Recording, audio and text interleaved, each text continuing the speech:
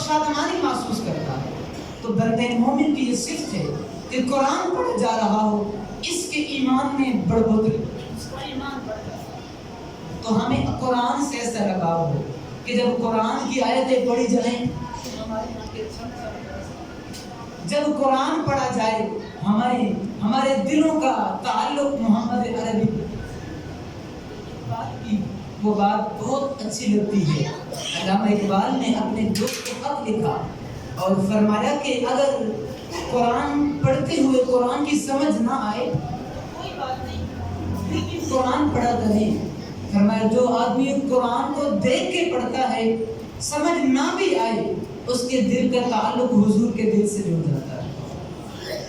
دل کو خوشیاں تب ہوگی جب اس دل کا تعلق محمد عربی کے دل سے جڑے گا، اور وہ کب ہوگا؟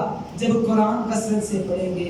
اور تیسری صفت جو قرآن میں بیان کی بندے مومن کی، فَتَوَكَّلْ عَلَى اللَّهِ، وہ اپنے رب پر بھروسہ کرتا ہے، اس سے اپنے رب پر توکل ہوتا ہے، یقین ہوتا ہے، ہر معاملے میں اپنے رب پہ توکل۔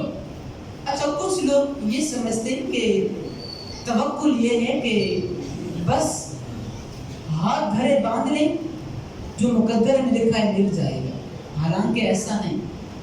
توکل کا مفہوم یہ ہے کہ ظاہری اسباب اختیار کریں اور پھر اپنے رب پہ فیصلہ چھوڑ دیں۔ ایک شخص حضور کی خدمت میں حاضر ہوا، عرض کی حضور میں اپنے اونٹ کو باندھ کے اپنے رب پہ توکل کروں یا اپنے اونٹ کو کھلا چھوڑ دوں؟ تو آقا کریم نے فرمایا نہیں، توکل یہ ہے کہ اونٹ کا پاؤں باندھ دو اور پھر اپنے رب پہ توکل کر کے چھوڑ دیں۔ اگر ہم زندگی کا محاسبہ کریں، رزق کے معاملے میں، باقی معاملات، ذریعہ معاش کو دیکھ لیں، تو ہمیں ظاہری اسباب اپنانے پڑیں گے۔ شیخ سعدی شیرازی نے اپنی حکایات میں لکھا کہ ایک بزرگ جنگل کی طرف گئے، دیکھا ایک لومڑی ہے، پاؤں ٹوٹا ہوا ہے اور اپنا شکار بھی نہیں کر سکتی، تو اس کام میں تھی کہ مجھے کچھ کھانے کو ملے۔ تو فرمایا کہ اچانک میں نے دیکھا ایک شیر نے شکار کیا، تو لومڑی نے جا کر وہاں سے کھا لیا۔ تو اس بزرگ نے سوچا کہ وہ رب اگر یہاں پہ اس لومڑی کو دیتا ہے، لومڑی بھی وہ جس کا پاؤں ٹوٹا ہے، تو میں اس کا بندہ ہوں، مجھے نہیں دے گا۔ تو وہ شخص وہاں بیٹھ گیا کہ مجھے یہاں رزق ملے گا، ظاہری اسباب چھوڑ دیے۔ تو حاطب سے آواز آئی، میرے بندے شیر بن، لومڑی نہ بن۔ شیر نے شکار کیا، خود بھی کھایا، لومڑی نے بھی کھایا، تو شیر بن، لومڑی نہ بن، خود بھی کما، دوسروں کو بھی کھلا۔ تیرا ہاتھ وسیع ہونا چاہیے، تو ظاہری اسباب اختیار کرنے، ملازمہ، ڈیوٹی، فیکٹری، سرکاری جاب، کچھ نہ کچھ کرنا پڑے۔ یہ توکل ہے کہ ظاہری اسباب اختیار کر کے پھر اپنے رب پر بھروسہ کریں۔ حضور نبی رحمت نے فرمایا اگر تم اپنے رب پر بھروسہ کرو جیسا بھروسے کا حق ہے، فرمایا وہ رب تمہیں رزق یوں دے گا جیسے پرندوں کو دیتا ہے۔ بھروسہ تو کرو، فرمایا پرندے صبح کو خالی پیٹ نکلتے ہیں، شام کو سیر ہو کے پلٹ کے آتے ہیں۔ وہ اپنے بندوں کو رزق کیوں نہ دے جب کافروں کو دیتا ہے؟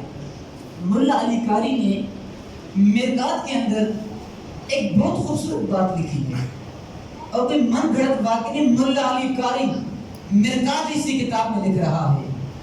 آپ فرماتے ہیں کہ ایک دن اللہ نے ملک الموت، موت کے فرشتے سے پوچھا تو لوگوں کی روحیں قبض کرتا ہے، کبھی روح قبض کرتے کسی پہ رحم بھی آیا ہے؟ کبھی ہو دل کے اندر رحم ہوا ہے؟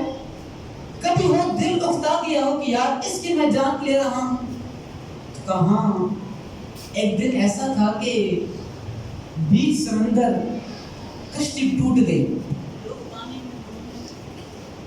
اور کچھ لوگوں نے اس کشتی کے تختوں کا سہارا لیا اور اس تختے پر بیٹھ گئے، اور وہاں ایک خاتون بیچ سمندر تختے پہ بیٹھ کر اپنے بچے کو دودھ پلا رہی تھی۔